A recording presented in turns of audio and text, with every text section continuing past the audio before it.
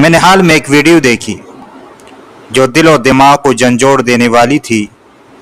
इस वीडियो में एक शख्स एक सड़क के किनारे पड़ा हुआ है, बेसहारा इंसान को देखता है जिसका एक पाँव शदीद जख्मी है और जख्म इतना गहरा है कि उनमें तकलीफ की शिद्दत साफ जाहिर होती है।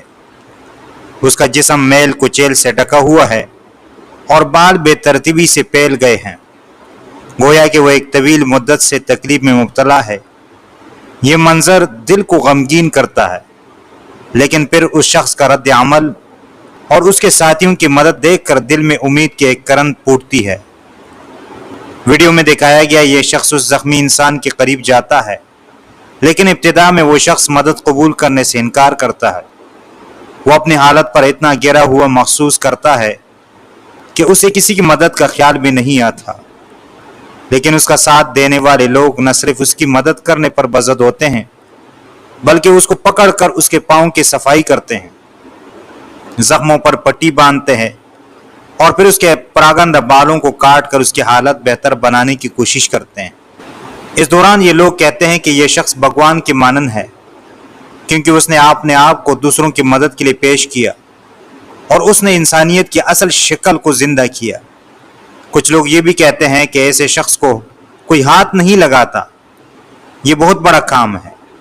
उसका मतलब ये है कि वो शख्स सिर्फ जिस्मानी तौर पर नहीं बल्कि रूहानी तौर पर भी इंसानों के दुख दर्द में शरीक हो रहा है।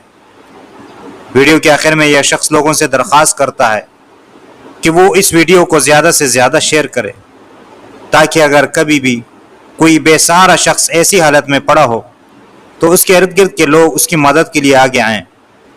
उसका पैगाम साफ है, अगर हम सब थोड़ी सी हिम्मत दिखाएं तो हम दूसरों की ज़िंदगी में फ़र्क डाल सकते हैं, जबकि हम हैं मुसलमान और हमें यह हुक्म है कुरान और हदीस में कि दूसरों की मदद करें। ये वीडियो न सिर्फ इंसानियत की खिदमत की एक आला मिसाल पेश करती है, बल्कि हमें एक सबक भी देती है।